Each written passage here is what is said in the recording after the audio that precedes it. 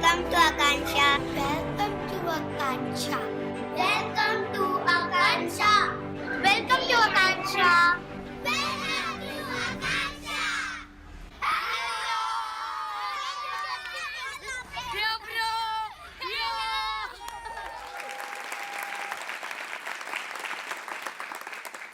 Good evening. Welcome and thank you very much for joining us for what we are calling our signature event, Voices on the Rise. As you may have noticed from the format of our event, we have actually curated a very different kind of an evening, unlike what traditionally we've seen galas. What our intent here is to create an evening of conversation that is thought-provoking and inspiring, but also a celebration and recognition of the work that Akanksha does. So thank you once again for being here.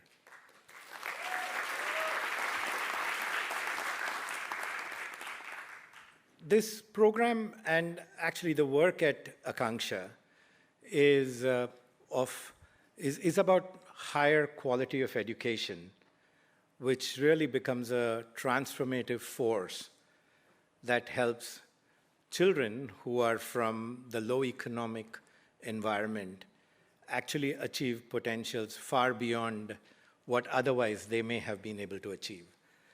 So that's what Akanksha is all about. And we invite you to be part of this transformative force.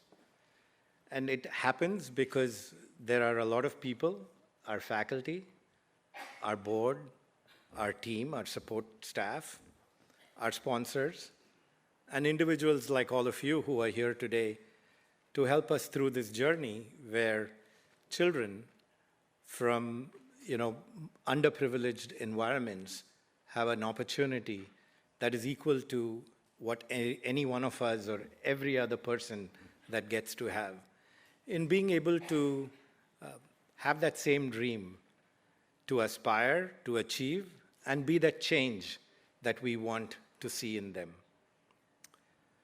We also are very honored that many of you are here, support the organization in very many different ways.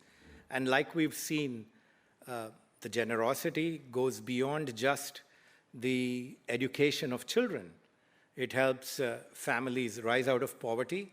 And we've seen that in various aspects of what Akanksha does. So we're delighted to be here.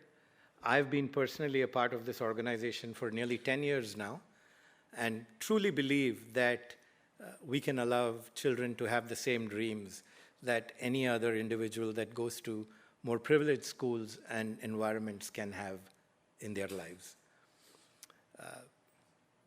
It gives me also great honor and pleasure to invite our MC for this evening. She has a Netflix show, an Amazon Prime show. She also is touring both domestically, internationally. I don't know what domestic means. She's in so many different countries. But really, most importantly, she's here because of her connection with Akanksha and her personal story that she's connected with us. I personally was overjoyed when I found Kaniz is going to be here. And I had the pleasure and honor of being at one of her shows 2 weeks ago in London, and I can tell you, it was rip-roaring. But with that, and let me go ahead and please welcome Kaniz Sukra.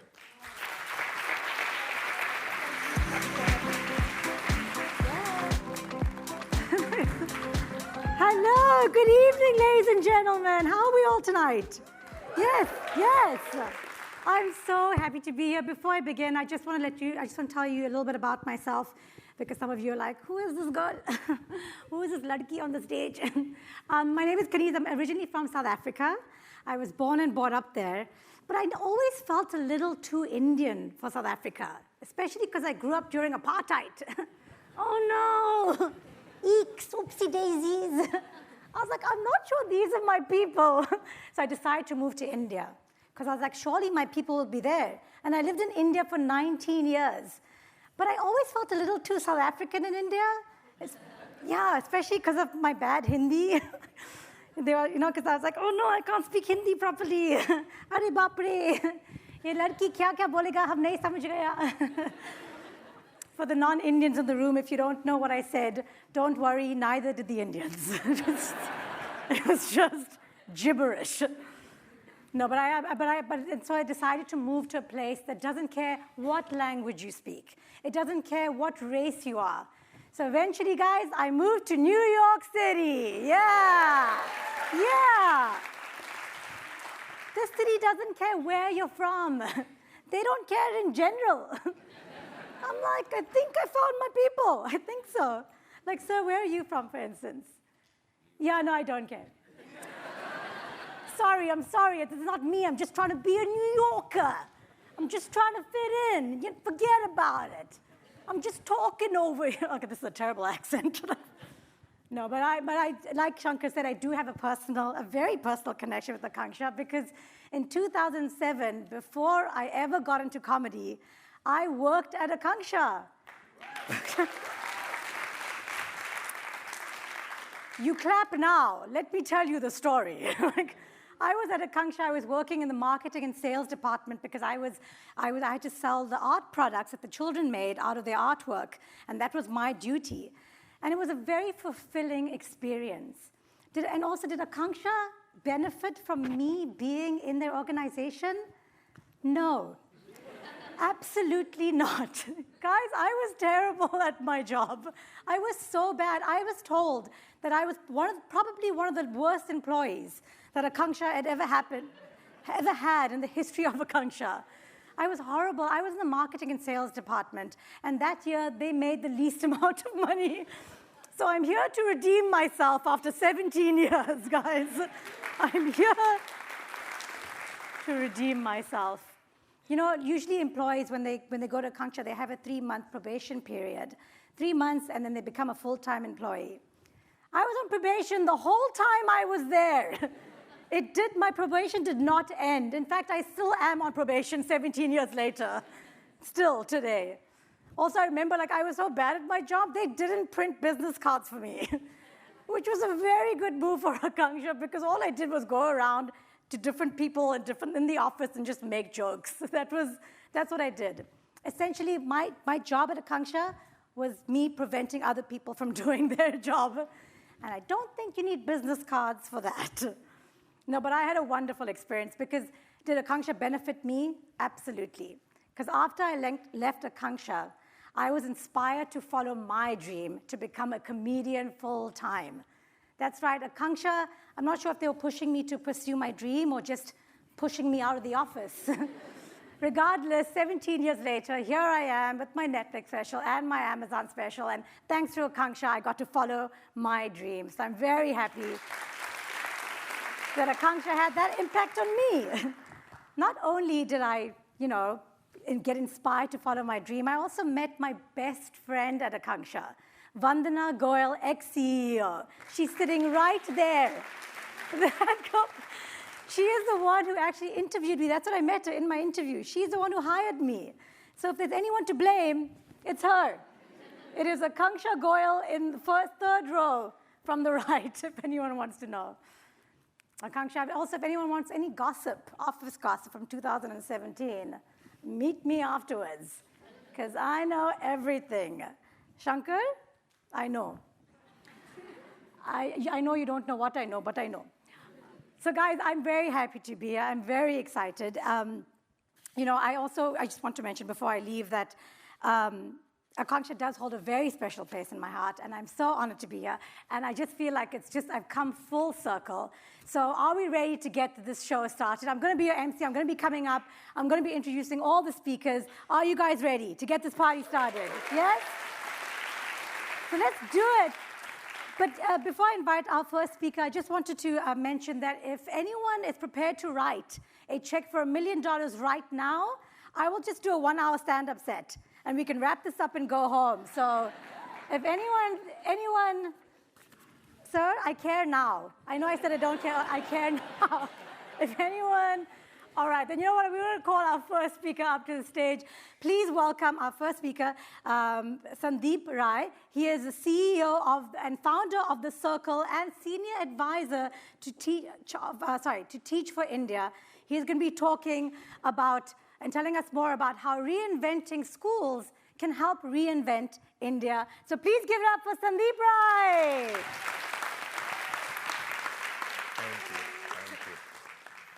Thank you so much for that. Akansha family and Akansha supporters, it is good to be here with you this evening. I am admittedly a little bit jet lagged right now, and I'm also losing part of my voice right now.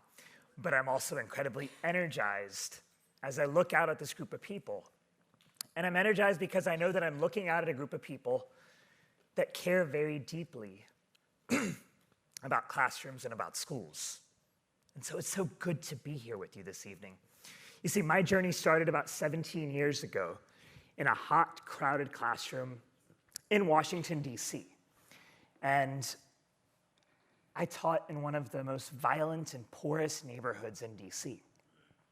And I will never forget my first day in that classroom. I'm sitting there and I'm standing in front of 35 eighth grade boys, and they're talking and they are not listening to a word I say. And I look back to the back of the room, and there are these two kids at the very back, and they're actually rolling dice on my floor. And they have this radio with them. This was about 17 years ago when radio still existed. And I stand up straight, and I straighten up my tie. You see, I was told that actually wearing a suit would help people take me seriously. And I firmly say, well, I need you to please sit down. And they look up, and they ignore me.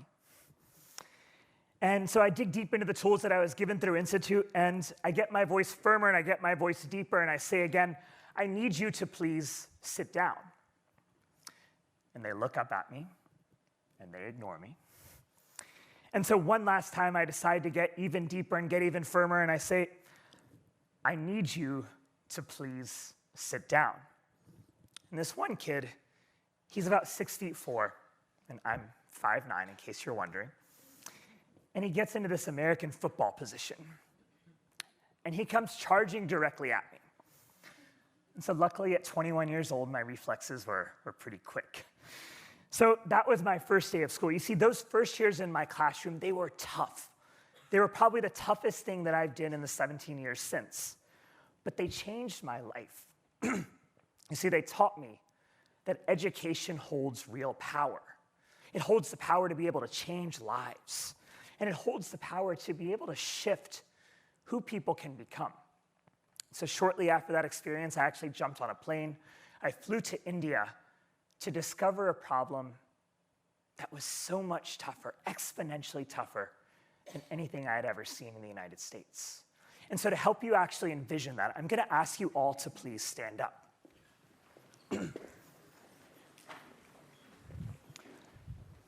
And I'm going to ask you to close your eyes with me for a second.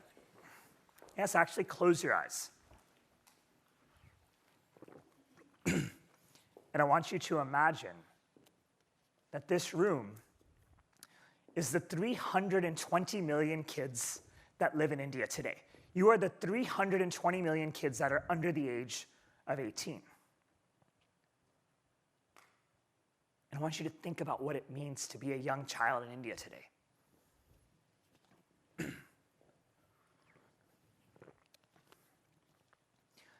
So open your eyes. And I'm going to ask the four of you to please sit down. And I'm going to ask the four of you to please sit down.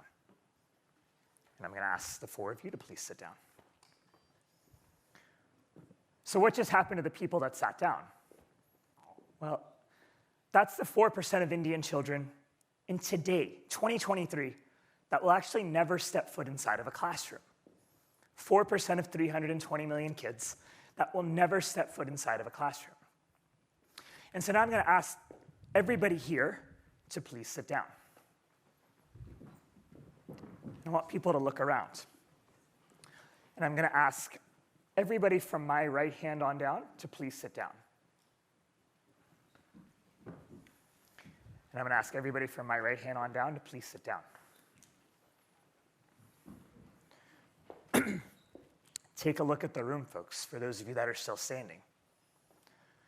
You see, that's the 53% of kids that by the time they get to grade 5 can't even read a grade 2 text.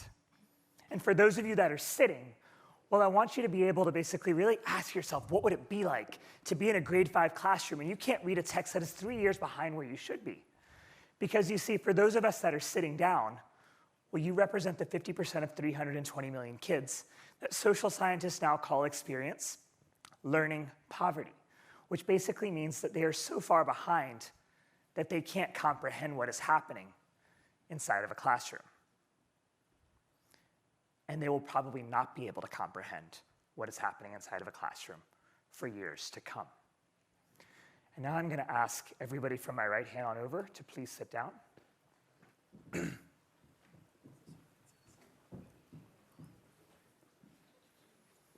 So what do you think just happened to the folks that sit down? And I want us to look at the people that are still standing. Well, folks, this is the 70% of kids in India that will drop out before they get to 10th grade. That's 70% of 320 million kids that will drop out before they get to 10th grade. I want you to think about what it's like to not get past 10th grade and think about what that means for life outcomes. And now I'm going to ask everybody from my right hand on over to please sit down. And I'm going to ask all of you to please sit down. And then I'm going to ask these first 3 rows to please sit down. And then I'm going to ask the 2 rows on top of that to please sit down. And then I'm going to ask the row on top of that to please sit down. Take a look around. So what's up with the people that are still standing? Well, folks, those are the 3% of Indians that come from a low-income background that will actually make it to and through college. You're talking about 97% of kids from low-income backgrounds that will never step foot into a college. Folks, we have a problem in India that we should all be outraged about. You can all please sit down. We have a problem that we should all feel outraged about. And unfortunately, it's not the only problem. You see, because the 1.7 million schools that are in India that were entrusted to fix this very issue, well, they're going obsolete. And what do I mean when I say that? Well, back in 1963, Gallup, the organizational survey, well, they developed a survey that basically was used across the world. And they asked employers one question that would become a perennial question. What are the top 3 skills that graduates should have when they enter the workforce? It's a question we've probably all seen in newspapers across the country. Back in 1963, guess what employers said 60 years ago? Well, they said 1, reading of nonfiction text. They said 2, writing with a focus on penmanship. And 3 is they said computational arithmetic. Can I do basic division? Can I do basic arithmetic? That was 60 years ago. That was the world that we lived in back in 1963. So fast forward to 2022. 60 years later, guess what employers said? Again, same exact question has been asked every single year for 60 years. Well, 60 years later, employers said complex problem solving, creativity, the ability to be able to create from scratch, to go from 0 to 1, and cognitive empathy. Because if I have cognitive empathy, well, then I can empathize with my peer. Those 2 worlds are fundamentally different.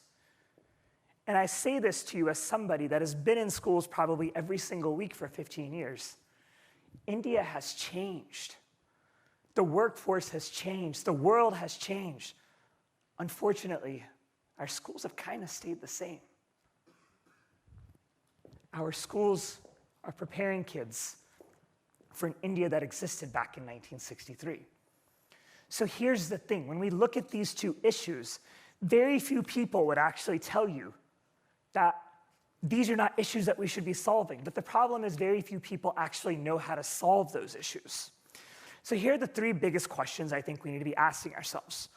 One is, well, what will it take for India to leapfrog progress? How do we make sure that we don't spend the next 50 years just playing catch up with the rest of the world? And two is in the process, well, how do we ensure that our interventions are actually designed to be able to prepare kids for tomorrow's economy, not yesterday's economy? How do we reinvent what education can become? And third is, well, how do we hold the impact on each individual child as sacred? How do we remember that whenever we empower kids with an education that is transformational, well, they can change the world around them? So I'm going to leave you all this evening with 3 stories that I think offer hope, that offer a vision of what this could be. So this is Kairos. It's a school in St. Louis, Missouri, right here in the United States. And the majority of its students actually come from low-income backgrounds. And the layout of this school, when you walk into it, it is actually modeled after a WeWork office space. And so when you walk in, you will see the 500 kids in this school. They're scattered across conference rooms. They're sitting at mini juice shops. They're actually sitting in large open spaces, and you will not find a classroom anywhere you look. And so I sat down with the founder, this guy named Gavin, and I tried to ask him what he was thinking. And he said this. He said, we keep hearing that kids aren't prepared for the workforce, that kids of color are dropping out of college and aren't succeeding once they start working. And when you think about it, you can see why. Because once kids get into college, once kids go into the workforce, well, they, like all of us sitting here, they become in charge of their own schedules. But when you look at what's actually happening in school, well, we're actually controlling every single minute of every single day. And so at Kairos, we've decided to flip it, is what he said. He said, we've decided to actually let kids spend 70% of their time guiding their own schedules. They're working in groups. They're meeting with coaches every week. They're meeting with mentors every week. And the kids that fall behind, well, they have to do extra remediation to be able to catch up. Kairos is blowing it out of the water with results. Last year, it was 2x the state average in terms of its average growth. Now let's go further east to Hong Kong. In this school right here, kids are actually spending 40% of their days shadowing professions. So kids will spend 6 weeks actually shadowing fishermen. And then the next 6 weeks after that, they'll spend shadowing stockbrokers. And then they'll spend 6 weeks shadowing doctors. And in the afternoon, they'll actually take those learnings and they'll apply them to things like mathematics and literature and the other pieces that they should be learning, but they'll do it through the lens of what they shadow during the day. Folks, these are 6th graders. And finally, I want to come back here to the US, to Denver, Colorado. See, over the past 10 years, this city has focused intently on fueling new schools. And they've done so by incubating and by fueling micro school after micro school. But they also did something else.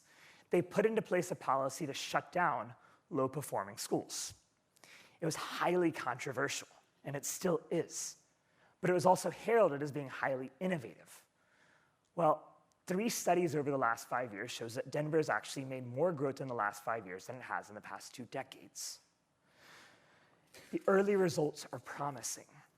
So folks, what do I think this means for India? Well, one is, I think it means we need to reinvent what school is.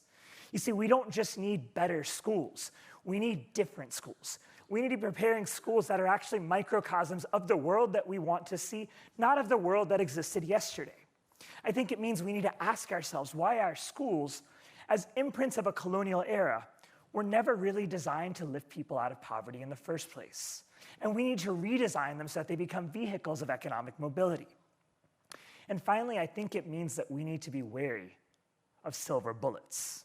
You see, as we all know, silver bullets don't really exist. And yet people that are trying to leapfrog, well, they often chase silver bullets. And so instead, maybe we need to remember that, well, actually, what will help us move fastest is one guiding principle that should bind us all together.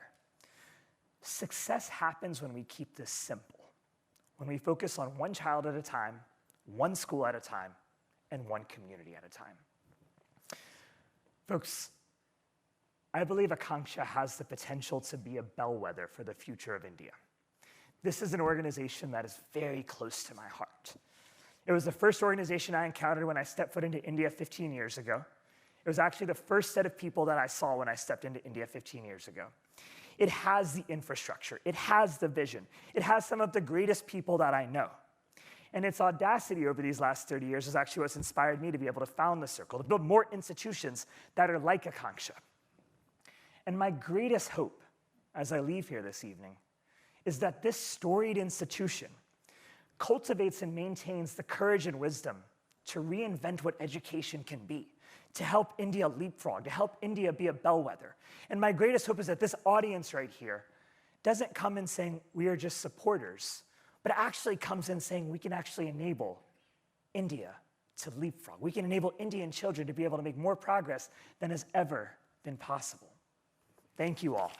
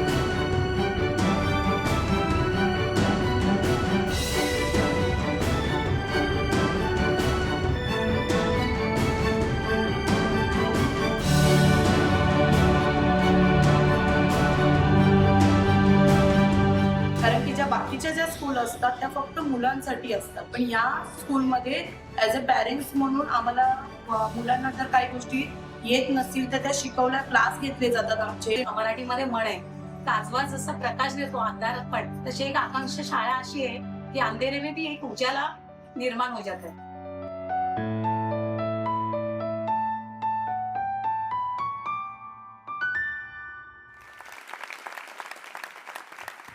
Guys, please give it up for Sandeep Rai and also one more time. And also Akanksha, ladies and gentlemen. Look at those numbers and statistics. Wow, Akanksha did so much since I left.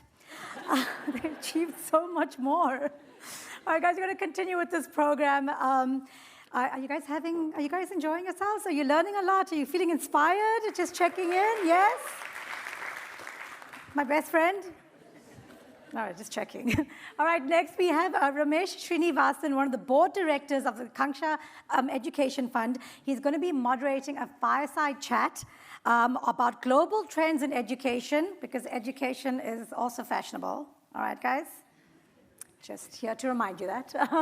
So please could you welcome on stage Ramesh Srinivasan on stage.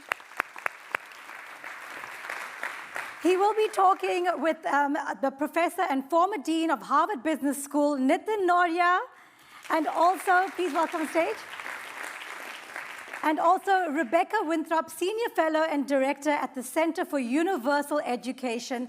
Wow, what a bunch of underachievers. Please put your hands together and welcome our first panel for this evening.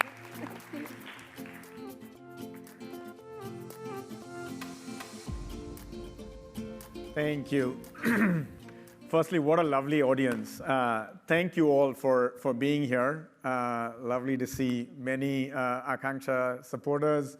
I also see many new people. Lovely to have all of you here. Rebecca and Nitin, thank you so much for joining us today. And Sandeep, thank you for an amazing presentation. I wanted to actually step back from India, Rebecca, a little bit to what's happening in the world. At McKinsey, we've published a lot of research on the impact of COVID on learning outcomes, on mental health of kids, and what's happening in the world of education. It's been a major disruption. What do you see happening in the world of education? Yeah, he gave me a preview of this question, and I was thinking about it on the train ride up, and I was like, there's so much happening. What would I say? But I think for me, three major things stand out. And Sandeep gave a great preview, which was in this awesome intro. And one is something I'm quite worried about. There's two things I'm stressed about and one thing I'm happy about. So I'll give you the happiness at the end. The first one is this move in many countries around the world, in the US and India and many countries, of a sort of move back to basics. There is a big narrative coming out of COVID of, massive disruption. Our kids, the term learning loss, which all of us have heard, is I think the stupidest term I've ever seen. What do you mean you lost? Where are you going to go find it? Like, kids are where they are, and we need to support them. And the narrative of sort of learning loss, it freaks school leaders out, it freaks teachers out, it freaks governments out. Like, oh my God, we have to catch up, we have to catch up. No, you need to support kids at all times achieve to their abilities. And what I'm seeing happen, and we work with a lot of networks and policymakers and ecosystem players in education systems across many countries at our center at Brookings. And almost to a T, they're so worried about this learning loss that they're saying, we just need to focus on literacy and numeracy. That's what we need to do. And literacy and numeracy is incredibly important. It is the gateway. If you've ever spent time with people who cannot read, your world is very small. So I'm not saying it's not important. But what I have seen in doing education reforms and trying to do, we've done lots of research on leapfrogging inequality, studying innovations, how do you scale them so you could actually leapfrog, and how do systems take them and digest them and use them. And what I've seen over and over is when you create something that you say it's just the floor, it's the minimum we need to do. And so everyone who's focused on we need to really just hone in, focus on learning loss, getting those literacy and numeracy rates up. Nobody is a bad person. They care deeply about equity, and nobody is saying that's all we should do. But the floor, they'll say it's the minimum, but the floor quickly becomes the ceiling. This is what happens in education systems over and over. You focus on something, oh, that's the minimum, and then we'll progressively add other sets of skills, but quickly it becomes the ceiling and that's all you do. So I'm really worried about that. I think Akanksha does an incredible job of making sure that the floor doesn't become the ceiling. And there's all sorts of things that we can do while you're teaching literacy and numeracy, and it's literally around the pedagogy, how you teach, that develops things like creative thinking, collaborative problem solving, and we need to hold on to that. I think Sandeep gave great sort of overview of why, but in general, I think the core problem is that most education systems, I would take it even further than what he said of sort of education systems aren't really designed for low-income students, for sure, but they're actually not designed that's not how people learn. Like, they're not designed for anybody. They're not aligned to the learning sciences. And the systems that we have today are really because we were trying to reach scale. And they came out of Prussia in the mid-1700s because they wanted to train their military because they were losing wars. And that it's not aligned to the learning sciences. So we need to hold on to that vision. So that's number one. Number two thing that I'm also quite concerned about is that also coming out of COVID or during COVID, there was this incredible opening up of schools and systems to all the supports that exist in families, in communities, in businesses, in social institutions, in religious institutions, in media and technology that sort of came during COVID and were allies to schools. And I think actually to leapfrog, a lot of the research we've done on leapfrogging, where we've looked around the world and said what are the things that will help leapfrog, is if you can create this idea of a local learning ecosystem where you do bring families and communities first and foremost, and Akanksha is best in class in that. I say, not just because I'm here, I say it everywhere. And we know that schools that have close relational trust, close bonds with teachers and school leaders and families and communities are 10 times more likely for kids, or are 10 times better for kids on many outcomes. Actually, virtually every outcome: academic outcomes, social emotional learning outcomes, mental health outcomes, teacher retention outcomes. And that's something that's, I think, quite forgotten. And that was the good part of COVID. And I actually had a lot of hope. I was like, this is great. We're supercharging local learning ecosystems. And I am also seeing a retrenchment of that, of like, we're overwhelmed. Teachers are overwhelmed, as they should be, because it's incredibly hard in every country around the world. And systems are like, we just need to go back to the way it was and focus on literacy and numeracy. So those are my two concerns. The third thing that I do see happening in many countries around the world that I think is quite positive is a real serious renewed attention on well-being and student engagement, and that includes mental health. We know that kids around the world cannot learn well if they don't feel well. If they have mental health problems, depression, anxiety, most kids in low and middle income countries, 75%, have no sort of support or treatment for depression and anxiety if they have it. If kids feel like they don't belong, if they're worried, if they're afraid, if they're unsafe, they're taking up headspace around just surviving and navigating, and that literally doesn't even give them brain space to learn. So I think this is something that people have recognized and beginning to take it much more seriously. So I think that is very positive. Thank you, Rebecca, for that overview. Nitin, question for you. You even in our preparation, you were saying you're not the expert on education like Rebecca. So maybe question, why should a broader set of audience, beyond just students, parents, the deep K through 12 experts, why should business leaders, wider community care about education? So thank you first and foremost for having me here, and thank you all for coming. I'll share a story which may sound initially strange. So 10 years ago, I had the greatest privilege of my life of being able to celebrate 3 generations together in Antarctica. My father had just turned 80, and this was, for him, the first time to reach his 7th continent. I had turned 50, and it was my opportunity to reach the 7th continent. And my 2 daughters, Reba and Ambika, Reba had just barely turned 20, and she had already reached her 7th continent. So here we were, 3 generations together on a magical trip. But if you go to Antarctica, you have a lot of alone time. And we suddenly remembered how extraordinary it was that these 3 generations could be in this place at that time. You see, my father grew up in a village in India called Dharamkot. Until 20, he had never seen anything other than Dharamkot. That was his life. That is where he grew up. He got a scholarship to go to Banaras Hindu University. To this day, we don't know who gave that scholarship. But if he hadn't gotten that scholarship, my father would have stayed in Banaras Hindu University he would never have had the opportunity to go to Banaras Hindu University and would have stayed in that village of Dharamkot his entire life.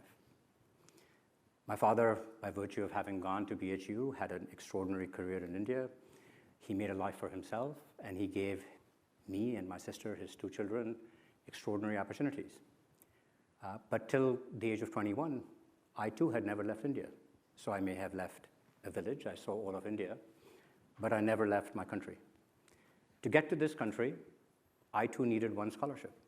If I didn't get a scholarship, there was no opportunity for me to have come to this country.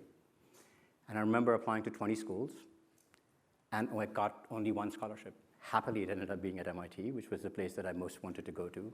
But I've often wondered what would have happened to my life if I hadn't gotten that scholarship. I'd probably have had a good life, but I wouldn't be sitting here and I wouldn't have been invited to this program as Dean of Harvard Business School. So that one scholarship profoundly changed the arc of my life, and it created possibilities for me that I would have never enjoyed, and as a result of which, my children then had this opportunity, even before age 20, to be able to live a life that neither my father or I could have ever dreamt of. So I share this story with you because I know of nothing in life that can change not just an individual's arc of life, but generations to come as a result of education. So right after this trip, my daughter went to Akanksha. My older daughter, she had just finished high school. And my brother-in-law, we've been involved in Akanksha for a long time. Our family had been involved in Akanksha for a long time. And if you've ever had a child go to India, you know that all they do is roll their eyes and they say, like, why did you take me there? All I'm going to do is go from one relative to another, and they're endlessly bored, and they, go from kis auntie ke ghar jana, like which auntie and which uncle's house do I have to go to today? So it's like the most extraordinarily boring thing that you could do. And so someone said, why don't I take you to an Akanksha school? Maybe that'll be a change and a break from something that you might do. And so my daughter went to this Akanksha school, and she said, this is a better education than I got at Windsor. And here we were. We had sent our daughter to what we thought was the best private school that money could buy. And so we said, what made it so special? She says, there's a joy in creativity in this school that I have never seen. Children were engaged in their education in a profound way. So that made us believers in Akanksha. You will meet today. I think the real stars of the show will be the alumni of Akanksha that you meet. So I know in this room there are people who are extraordinarily generous. There are many Harvard Business School alums in this room. They have been generous to Harvard Business School. Thank you. Once a dean, always a dean. But one thing I learned when I was Dean of Harvard Business School is that I used to say to my alum that I actually don't want to be first on your list of generosity. I want to be fifth on your list of generosity, because there's so many other things that I know you're generous for that actually deserve to stand in line first before we do. I do want to be fifth, just to be clear. There was no confusion about that, and by virtue of being fifth, I still raised a lot of money for Harvard Business School. But I used to always feel like there was something in schools like Akanksha, and there may be other causes that you're passionate about. I think that we need to first address the people who are needy, and then we need to invest in excellence too. But if we don't invest in the people who are needy, we'll never get the next generation of excellence. So we have to be able to make an investment in places like Akanksha. And whether Akanksha inspires you, I hope it does. That's the reason why I'm here. Or something else inspires you. I do hope that a place like Akanksha will be in the top 5 lists of the things that you care about. Thank you, Nitin. Appreciate that thought. Nitin did tell me there are a number of donors to Harvard Business School. Just make sure you cover all of them and contribute as much as they do to Akanksha as well. Maybe, Rebecca, I'll go back to you. Nitin already highlighted a couple of things that Akanksha does well around engagement of kids, inculcating creativity. In your research, what are things that you've seen Akanksha do well? I mean, first of all, I think they do lots of things well. But again, I'm going to go back to what you guys were nominated in. I think it's top 10 of the world's best schools. I was part of the folks who helped design the world's best school prizes, and I was so pleased that Akanksha got nominated for the parents and communities. So when we say Akanksha, one of their 3 pillars is, engaging with parents and communities. It's not what we might all think of in this room. I don't know what you might be doing all sorts of wonderful things with your kids. I'm like feeling guilty, like 7 continents. In general, though, the average parent is not is maybe going to back to school night, saying, have you done your homework? Do you need sports equipment for the soccer team? Right, stuff like that. That is what I would call involvement.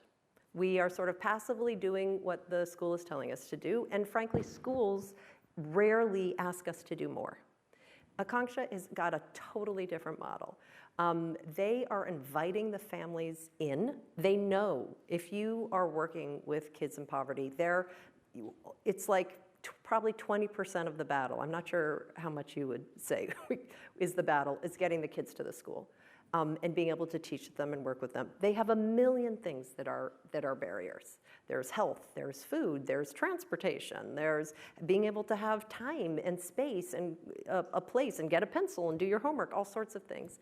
And Akanksha does this one of the most moving things, having interviewed parents there and done focus groups, is this, they do real engagement where they teach parents how to literally listen to their kids.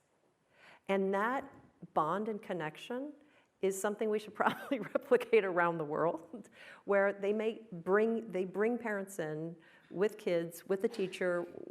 This was one particular tiny practice amongst many, and say, parents, look into your kids' eyes. So first of all, Indian parents, American parents would be like, what? That's weird, like looking into your, what the heck? Usually you tell them, go clean up or whatever. And tell your child sometime when you were scared. Right. That shifts the dynamic immediately. All of a sudden, parents become vulnerable, children see, like it's a totally different relationship. That is incredible engagement on behalf of a school. And that connection sustains all sorts of work. They also do all sorts of things where they invite parents in for shadow days. Come, spend a day with your child. Go to every single class, see what's going on, ask questions to us afterwards. It's just a totally different model, and it brings such sort of trust, buy-in, and collaboration. And it's something every school should do. And it's, again, I work at Brookings.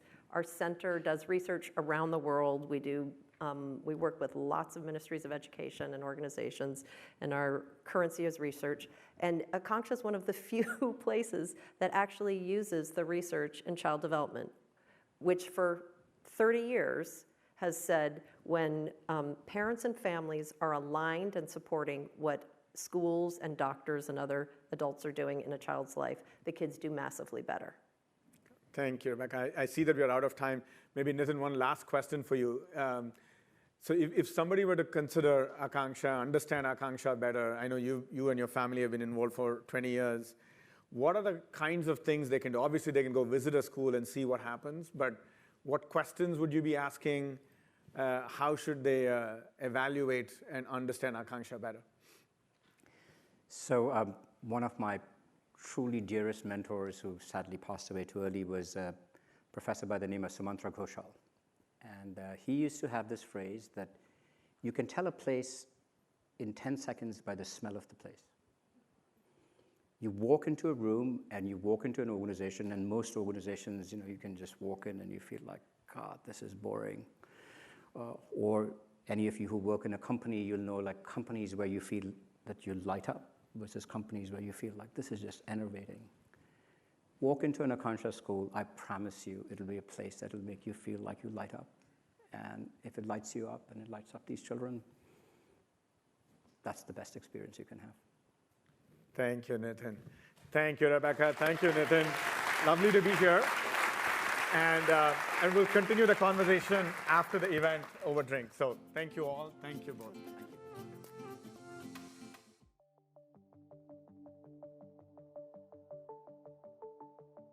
I am Bhagyashree, a living example of Akanksha's power to trust. My parents, a domestic help and an auto rickshaw driver, worked incredibly hard to support our family. But they frequently fell short, leaving us facing financial hardship and often a house with domestic violence. But I was lucky enough to find my sanctuary at Akanksha's KCTVN school. As I stepped through the gates, I was embraced by a community that would change the trajectory of my life. Here I felt loved, supported, and valued. The teachers and staff saw potential in me, and they instilled in me the belief that it was my choices and not my circumstances that defined who I was. At KCTVN, I wasn't just a student. I was part of the close-knit family that taught me essential life skills. They nurtured qualities like empathy, kindness, and perseverance, molding me into a strong, confident-willed individual. My life took a remarkable turn when Akansha's Alumni Support and Engagement Program introduced me to Navgurukul. I joined this program which aimed at empowering girls like me with basic coding skills, opening doors to the IT sector. I dreamed of supporting my family and seizing new opportunities. I thought, hey, maybe I'll get into a small company or a startup. But little did I know that fate had bigger plans. I was selected to be part of the first cohort of NatWest's Uplift internship.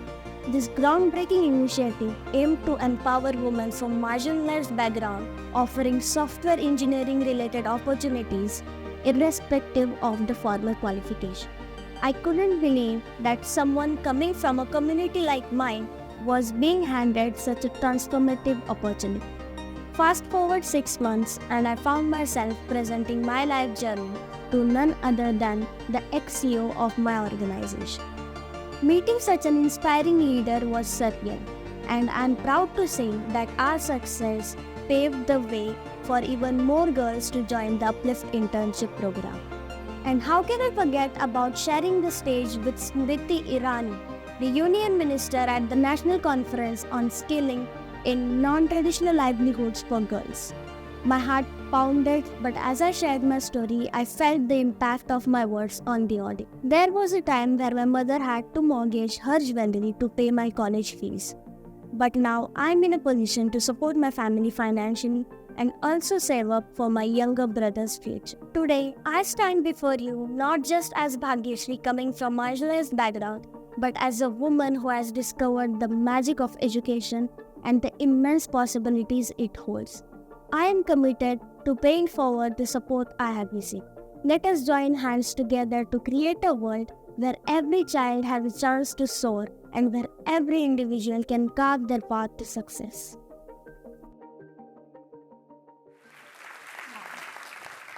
Amazing. Nothing makes me happier than seeing women soar. It's not a joke. I just really mean it. It makes me so happy. But we're going to keep this going, guys, because time is running out and we want to eat soon. But obviously, that's not what we're here for, Auntie. So don't get too excited. But we're going to keep this going. Our next panel, our next discussion for tonight, Be the Change. I'd like to invite on stage the Executive Director of the Akanksha Fund and also all-round superstar of today's event, Sejal Desai. Please give her a round of applause. She'll be chatting with two youth icons, Kekashan Basu, the founder and president of the Green Hope Foundation, and Ayati Dashkar, co-founder of Queendom Metaverse World Women Foundation, or as I like to call this panel, the cast of Wonder Woman 3. Please, one more time. Thank you. So this is the only time I have allotted myself on stage today, so I'm going to take a minute to say thank you. We are deeply grateful that each one of you are here. It means a lot to us, but also to our students in India to know that there is an auditorium packed with people who care about their education and their future. So thank you so very much for being here. Really appreciate it. But today I have the great pleasure and honor of having this conversation with two inspiring young women who are actually living the whole adage of being the change you want to see in the world. It is my pleasure to have you both here, and so thank you so much, Ayati and Kekasha, for joining us. Yeah. Oh, thank you. Kekasha, I'm going to get started with you. So for those of you who haven't read the bio, but Kekasha has received Canada's Meritorious Service Medal. She is the only Canadian to have received the International Children's Peace Prize. She's a Forbes 30 under 30, and the list actually goes on and on. But she has a very incredible journey focused on environmental action and advocacy. And so, Kekasha, do you want to share with the audience how that started? Yes, for sure. Thank you for having me. And, I've always considered myself very fortunate to have been able to grow up in a family where empathy was the norm. And I saw that empathy turning to action every single day because, I used to see my parents do that. I used to accompany my parents every single morning when they used to distribute food and clothes to the less fortunate. I saw it in my grandmother when she used to tend to her organic terrace garden that had its own mini ecosystem. So I really thought that every single person grew up with the understanding that taking care of our community and taking care of the planet was normal. But that all changed when I saw the image of a dead bird with its belly full of plastic. Made me realize that there was something really wrong with our world for allowing something like that to happen. And it was also around that time, and this was at the age of 7, it was around that time that I had attended a lecture by environmentalist Robert Swan. And his words, "The greatest threat to our planet is the belief that someone else will save it," really resonated with me. And that is what inspired me to plant my first tree on my 8th birthday, which is actually also World Environment Day, 5th June. So I thought I was preordained to become an eco-warrior. And that was really the journey that I set out for myself. And I worked on the ground for many years, and then the United Nations invited me to speak at my first UN conference. But it was actually the following year, at the age of 12, when I'd been invited to speak at the largest sustainable development conference of the time, Rio Plus 20 in Brazil. And there were 50,000 delegates there, but only 5 people under the age of 18, and me being 12, being one of them. And that was when I realized that the entire sustainable development process was extremely exclusive. And that is when I, at the age of 12, decided to found Green Hope Foundation, wherein we utilize education for sustainable development as a transformative tool to empower people all across the world, particularly young people, to take actions for people and planet. And now we work in 28 different countries with over 500,000 people on literally every aspect of sustainability. Thank you.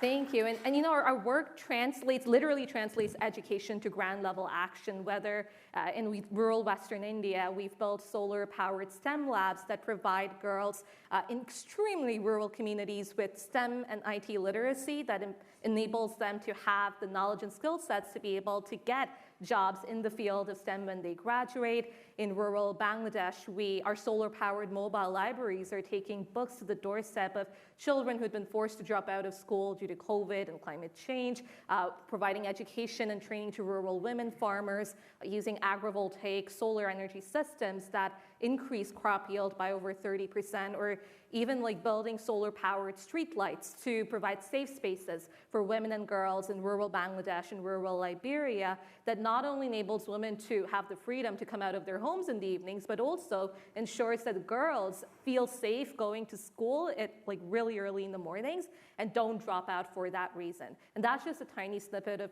how we use education for sustainable development, turning that into ground level actions, not just talking, but actually walking the talk. Thank you, Keksha. And so Ayati, I am very amazed. Ever since I've gotten to know you, she's a 6th grader. When I was in 6th grade, I was just barely trying to get my homework done and go to dance class, and that was just about as much as I could manage. Ayati, on the other hand, is speaking around the world. She's very passionate about girls and STEAM, and she's an artist, very creative. She writes, and she's just deeply passionate about things that are important to her. And so, Ayati, how did all of this start? I mean, I grew up in India from when I was 2 months old to 9 years old. I moved to the US 2 years ago. And when I moved here, I was so sad to leave my grandparents, but excited to start something new because I realized that I was very privileged to also just have a phone, to have access to education during my 2nd grade and 3rd grade during COVID. I was stuck in home for 2 years, that's right, but I had the privileges to at least learn. And as I moved to 4th grade in the US, I realized that girls were bullying me. They said that I didn't look human. I looked like a pig. I looked like a turkey. I was slapped on the face. I was pushed into the bathroom wall and not allowed to sit at a lunch table where I was assigned to sit. And I was not sure what to do. And expecting to make change, expecting to make something happen, I told everybody possible, from janitors, teachers, principals, vice principals. And with that information, you know how hopeless I was. But with that experience, I learned two things. That making a lot of noise is not enough, because I needed to use my voice now. And I also realized that hope is not enough. Hope works when courage takes action. And that's what I think every girl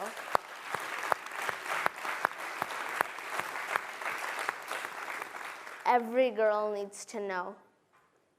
And that is how I founded the Queendom Metaverse, which gives every girl access to coaching, capital, community, gives them access to all those things and express themselves courageously and creatively and fearlessly. And I think girls' abuse and discrimination remains unrecognized, but it still exists. Girls' stereotyping remains unrecognized, but it still exists. And I think that is how I found myself immersed in talking about my community, myself, and what I represent. And that is why I think every girl needs to stand up and speak up for herself. Thank you.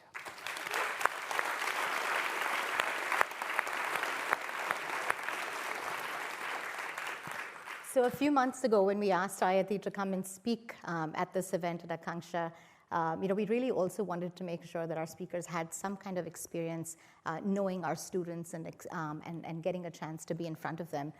Thankfully, she had a trip to India planned, and Ayati actually hosted a workshop with our 8th graders in one of our schools in Mumbai. And so, Ayati, I'd love for you to share your experience in an Akanksha classroom. Yeah, of course.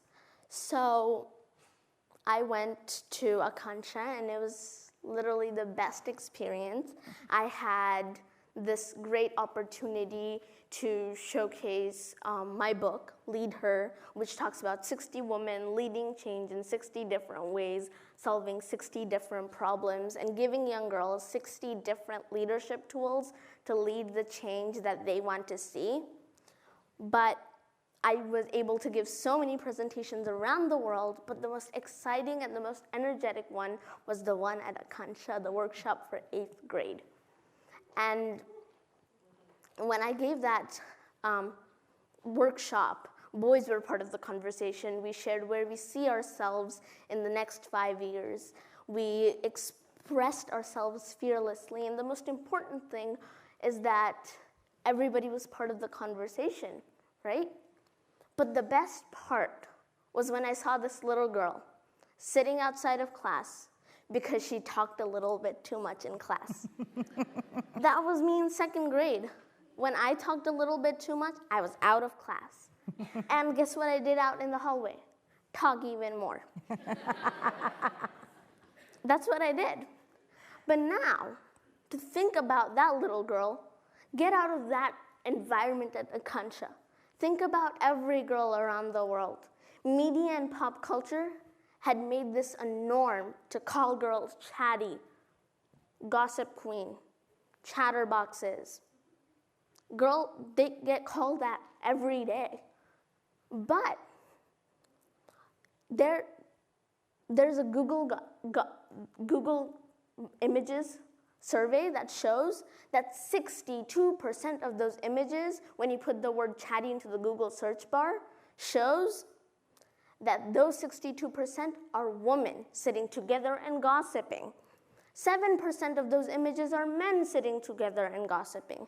And 31% is both genders sitting together and gossiping. And when you put this information together, you would think that men avoid gossiping more. But if I take you back to the 6th century, poet Sappho, who was the first woman, first poet, and who was a woman, wrote poetry expressing, lyrics expressing experiences of women. And in the 2300 BC, the Sumerians, who were women, and the chief priests, they were the mediators between the people and the god. So what does that take? Not speaking, not opening your mouth. And that's what I want to know, that everybody has a voice. You bet. Thank you, Ayati. Yeah, and that's what I want that little girl to know, that she has a voice and she's not chatty, she's a powerful communicator. Thank you. Thank you. So Kehkashan, I know you did not obviously have the chance to go to India, but we did organize an incredible Zoom call that was so beneficial to our kids. We had a group of Akanksha students that were invited to Germany to attend a climate summit. And after they came back, they're now very actively working on a water conservation project in Pune. And Kehkashan had a chance to connect with them on a Saturday morning a couple of weeks ago. Do you want to share very briefly your experience and what you learned through that interaction? Yeah, whenever through Green Hope Foundation, whenever we speak with children, it's really important for us to be able to kind of get that empathy out of, just see where that empathy in them exists and how to turn that empathy into change-making action. And when I was speaking with the students of Akanksha, that was already there, and that was just so wonderful to see how passionate they were about wanting to create change, the work that they were already doing to help each other out, to help the planet, and how curious they were to know more about how they could become better change makers. And I think seeing that in children as young as them really gave me hope for the future, because our world is in turmoil right now, and to see children like them working to create a better world through their own small actions, that was extremely inspiring. So I just had a wonderful session interacting with them, learning from them, and sharing best practices as well. And yeah, it just gave me hope for the future. Thank you. So we are almost out of time. And so what I want to do is if both of you could take a minute and a sentence each to have the audience give them a takeaway. Kehkashan?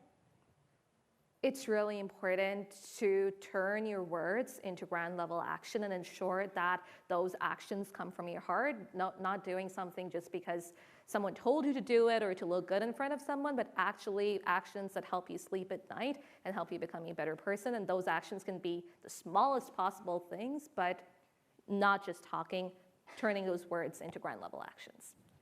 Thank you, Kehkashan. Young people are underestimated, undervalued because of their age. But guess what? We don't carry our age. We carry our attitude, because our attitude can take us to any altitude. And as Judge RGB said, women belong in all places where decisions are being made. Well, I would rather say young people belong in all places where decisions, where our future is being decided.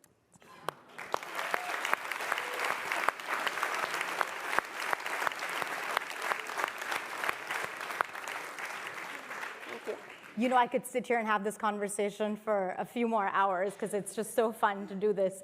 But I wanted to thank you both for joining us here at Voices on the Rise. And Kehkashan and I are going to leave the stage here briefly.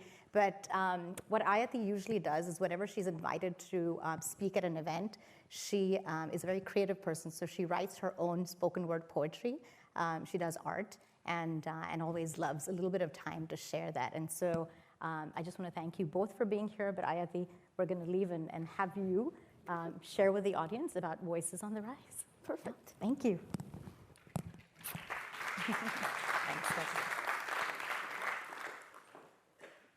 I am not raising my hand to say I face this problem. Is there a solution yet? But I raise my hand to say I got this and I am in charge. Because if you have the power and you're not raising your voice, then that's injustice. Now I would like to step back and think about all the children in Ukraine, Afghanistan, Israel, Palestine, who have lost their opportunity to live their future. And I would like to thank Akansha for giving every young person their basic right of education and giving them the mentality, the mindset that the pen is mightier than the sword and their voice is mightier than wars. Thank you. Inspired by Maya Angelou and Savitribai Phule, I am the voice on the rise. With courage intertwined, I am the beacon of hope and the guiding light. As I rise, I become wise. As my unawarenesses turn into lies and our opinions on the table grow like mold, but I break the invisible mold. Silence me with your hate, I will open up the gate. Because I am the voice that can't be dismissed. I am the voice on the rise. So don't define me by my fate, because I will debate, because I am the voice that can't be reduced. I am the voice on the rise. I am the voice on the rise, so don't define me by my size.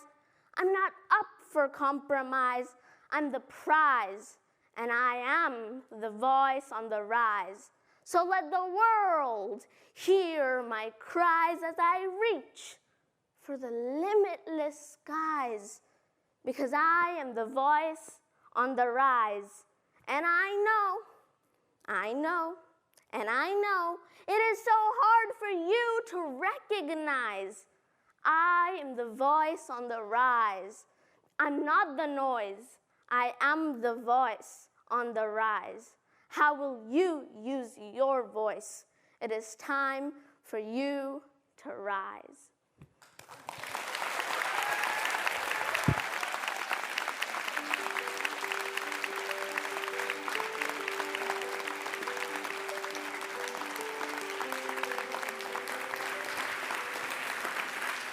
One more time for Ayati Dashkar, everybody. Yes.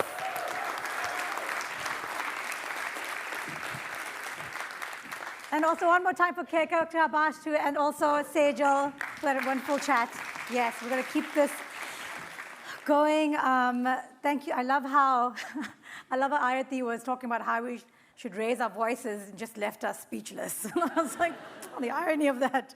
All right, we're going to keep going. We've got our last panel for tonight. I'm very excited for this panel because we have two incredible Akanksha alumni, Shlok Sadlapurkar, who is a research assistant at Vanderbilt University, and Shruti Belatkar, research assistant at Brigham and Women's Hospital. But before they come up on stage, please could you help me welcome on stage the CEO, the current CEO of Akanksha Foundation, and my new best friend, Saurabh Taneja.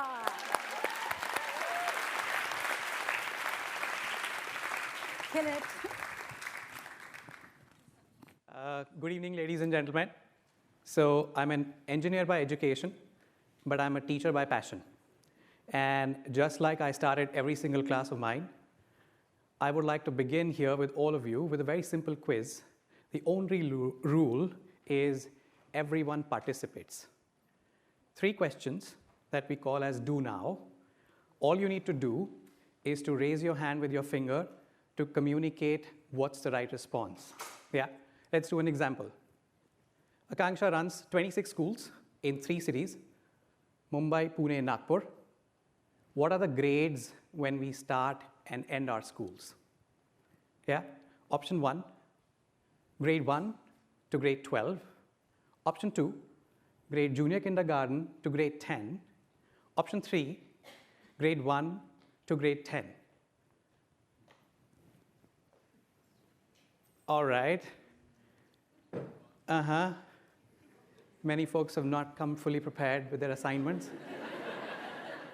It is kindergarten all the way through grade 10. So the students stay with us for 12 years.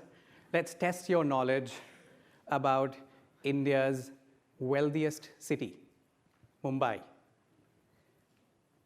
What do you believe is the cost per pupil that Mumbai city government spends on every single child enrolled in the public school? Option 1, 50,000 rupees. Option 2, 75,000 rupees. Option 3, 100,000 rupees per annum.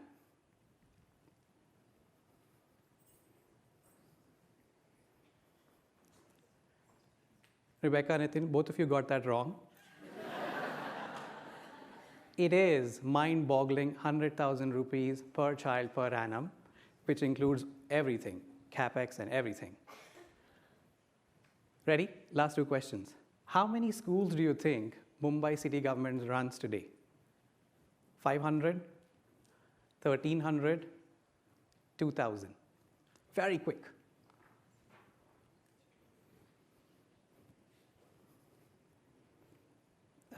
Yep, it's 1,300. Final one. How many of these schools, estimate, go all the way up to 10th grade? That's a critical milestone in India at the age of 15. How many of these schools go all the way up to 10th grade? 100%? 50%? 10%?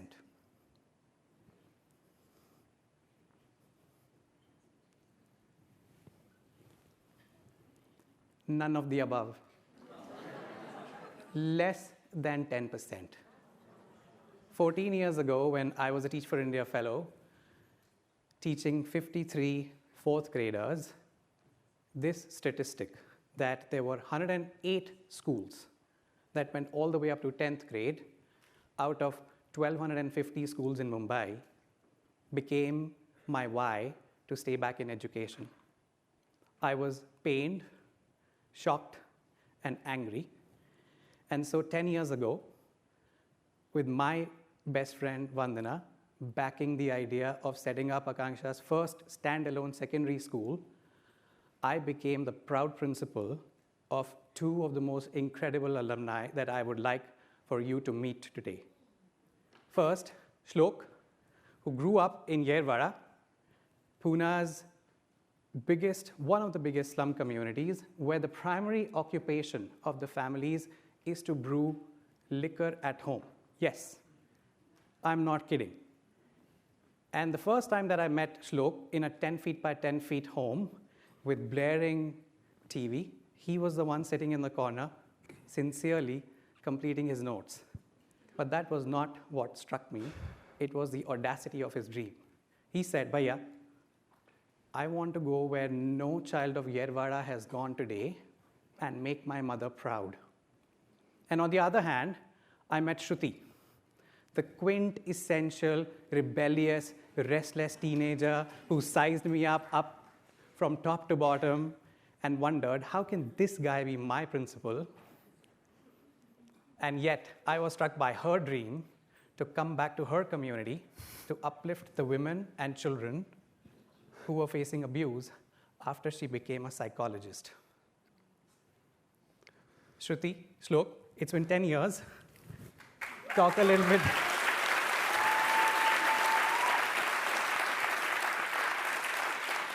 Would love to hear a little bit more about both of your journeys. Yeah. Hi, everyone. I'm Shlok Sadlapurkar. I'm 23 years old, and I'm from Pune. My mom, she works as a beautician, and my brother, he's currently finishing his computer science degree in Pune. Something about me, it was a stroke of luck that I stumbled upon Akanksha. Till 7th grade, I was learning in a public school, and after that, I did not know where I was going to go. Going to private school would be very expensive, and my family could not afford it. But luckily, I was able to go to an Akanksha school, after which my life changed, and I was able to learn and have fun while learning. After my 10th grade, I went to United World College of India, after which I got a full ride scholarship to Wartburg College, and currently I'm working as a research assistant at Vanderbilt University.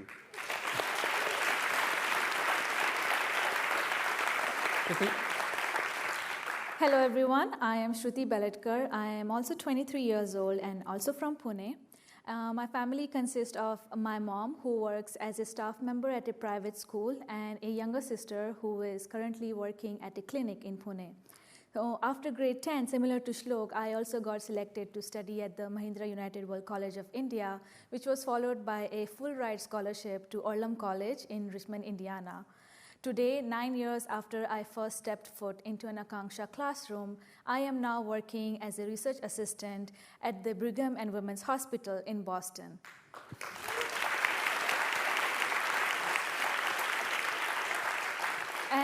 And so what has truly been instrumental for me to get where I am today is the Akanksha alumni support.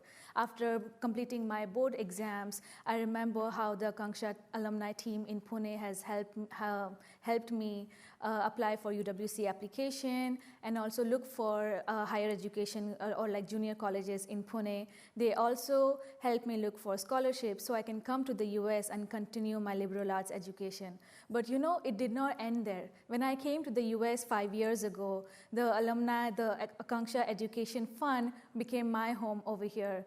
It was through them I got to meet with many beautiful and kind Akanksha mentors who've given me internship opportunities and have also given me very helpful career advice. So, thank you both. Just for perspective, over the last 7-8 years, Akanksha Foundation has had the highest number of students selected in United World Colleges from any nonprofit. And every time that I listen to their stories, Shlok and Shruti, I'm reminded of the incredible role that our excellent educators play in the lives of our students. Could you both just share a single instance or memory that's shaped who you are today? Yes, Bhaiya, you remember how both Shlok and I have experienced alcoholism and domestic violence at our home every single night. And because of that, Akanksha School became like a safe haven where our teachers, rather than being our teachers, they became didis and bhaiyas, which is older sister and older brother, where they instilled the value of be the change in our life. So thank you for that. Mm-hmm. And I remember one night when my parents had a huge fight and I was really disturbed and anxious about it. The next day when I went to my school, I couldn't really focus in any of my classes. And so I decided to just leave the class and just sit outside in the hallway. My language teacher, Manusha Didi, she saw me there deep in my thoughts, almost crying, and she came to me. She left all her work. She came to me, sat next to me, and I opened up to her about the issues. And she told me that it is in our resilience and perseverance, both of which are Akanksha's values, that take us beyond our circumstances.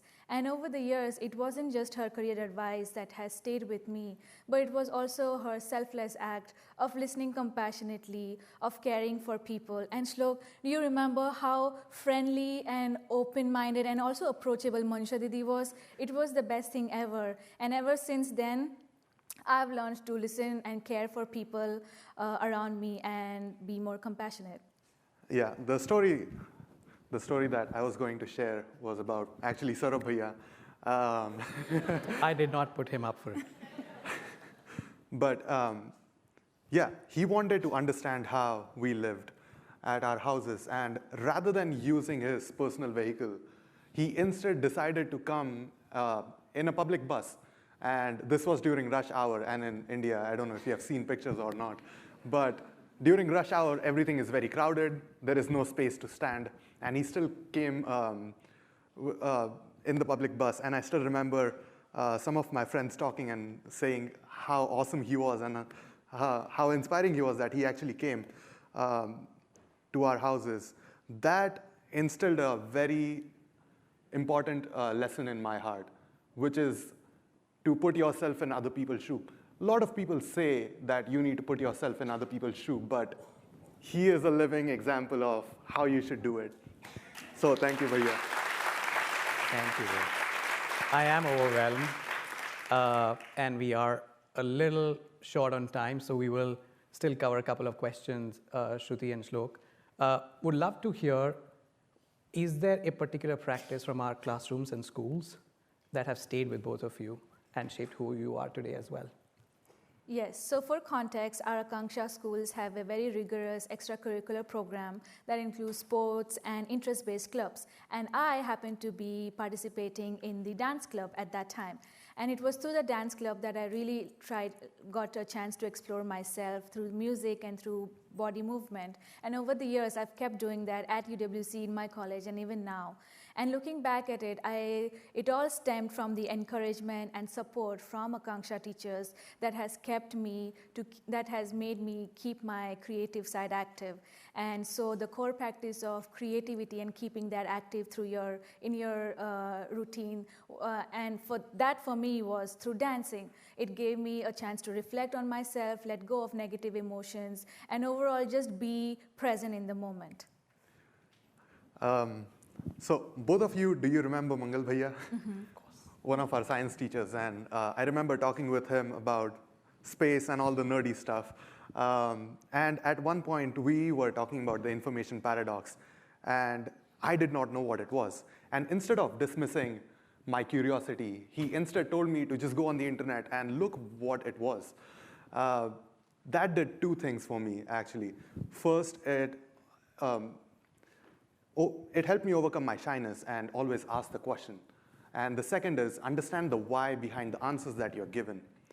How this has helped me in my life, even now, it has helped me expand my knowledge and make me a critical thinker and a problem solver. And this has helped me both in my academic life and my personal life as well. Thank you.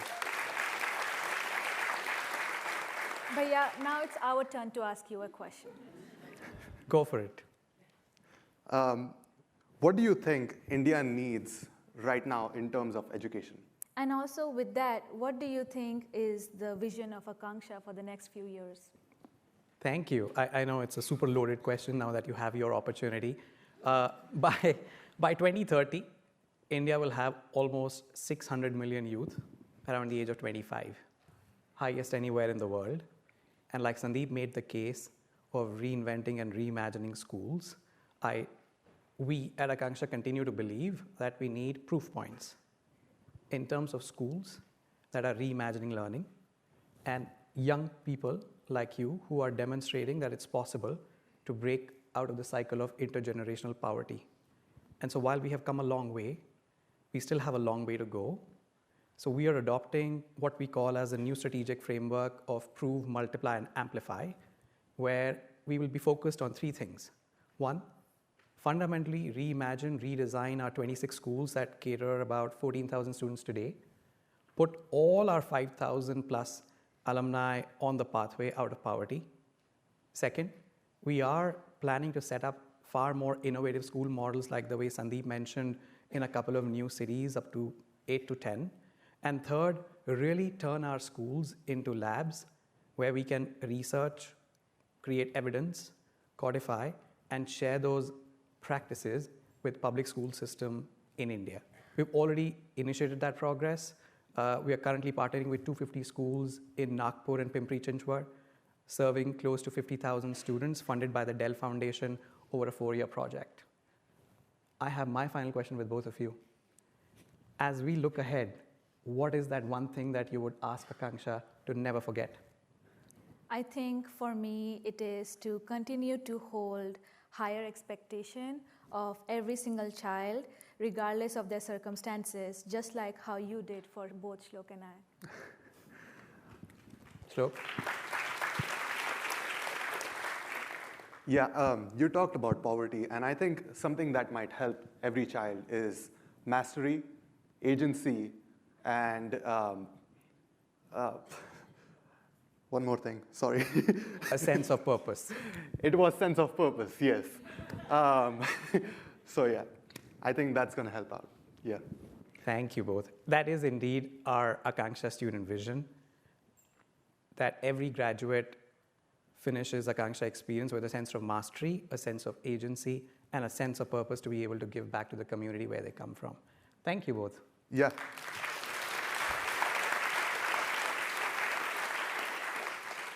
Okay, before we conclude this wonderful evening together, I would like to call one of the most awesome Akanksha alumna on stage. Please, Tejashree. She's going to express her emotions using spoken word poetry. So please give a hand for her.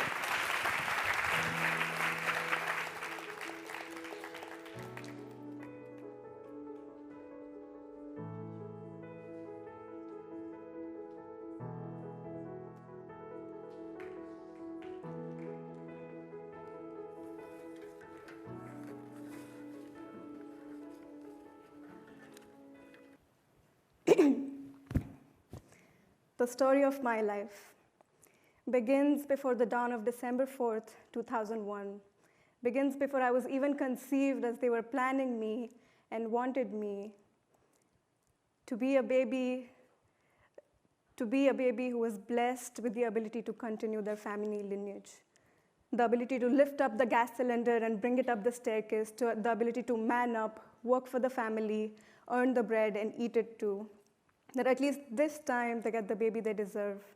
The baby they prayed for 1,000,000 times at the Ganesh temple. The baby my grandma could finally call hers. I was none of that. In a society that breeds on misogyny and female feticide is every other household's unspoken tale, I count the days of my life with pride, because this life was once frowned upon. This life was not greeted with flowers and joyful faces and congratulations on your baby.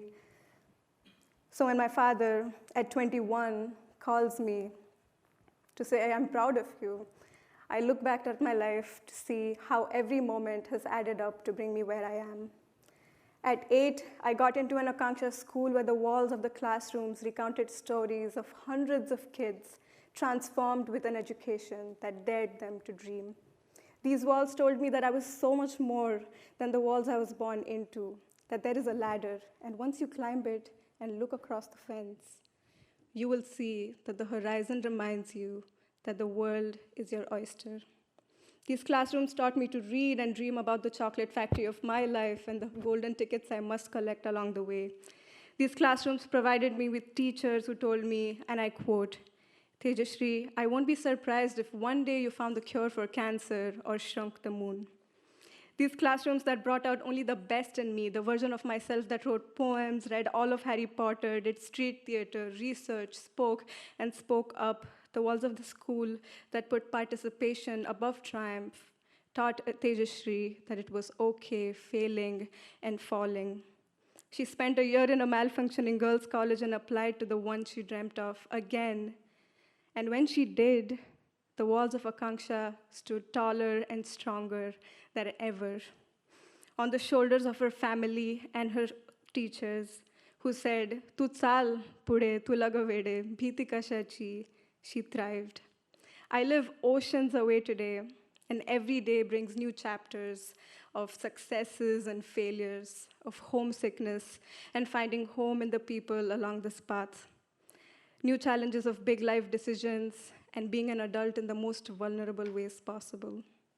But at 21, I know that the walls of Akanksha never lied, that there is a fence, and when you get across that fence, the horizon will remind you that the world is your oyster.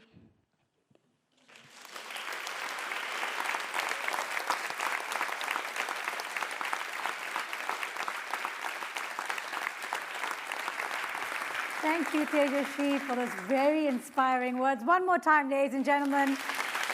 So Tejashree, we've come to the end of our program. We're going to be able to eat soon. Auntie, you excited? She's like, why are you talking to me? I never said anything. We've come to the end of our program. Thank you to all the speakers and alumni and panelists who are on the stage tonight.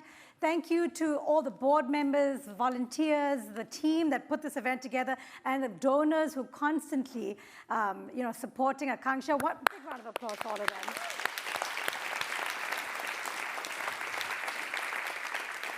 I hope you guys have been inspired tonight by all the stories and the impact that Akanksha is not just making in education in India, but also clearly on so many kids that we saw up here tonight. So we are here for a reason, guys. Akanksha needs funds to be able to do what they do. So tonight, we would love for all of you, even if you have already donated, to give more if you can. As you can see on the board, this is the kind of numbers that Akanksha needs to make, to run their organization. I mean, for only $250,000, they get to educate 500 kids a year. That's like, am I the only one mind blown by that? That is really not a lot. We also have a match. One donor has made a match of $100,000. So we want to match that and obviously go way beyond that. So please get your phones out. There is a barcode on the screen right now. There's also a barcode at the back of your programs. Please scan it. Use it to make a payment via Venmo or Zelle or PayPal. Don't look at me. Look at your phones. Don't go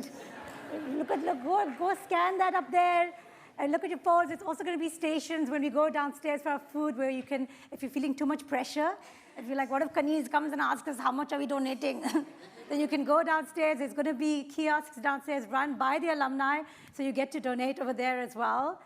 I'm just going to walk up to my friend here, who is just checking on you. Have you guys, what? Where did you donate? How much did you donate? Okay, fine. Just tell me tomorrow. How much did you? Oh, wow, it's a blank screen. Okay, are you guys doing it? I see some people up there. Oh, how much you, huh? Oh, wow, you're single or what? No? Okay, no, just checking, good amount. Sir, nice. Just do this with your phone. Okay, yes, I can, that did nothing. I'll just make him.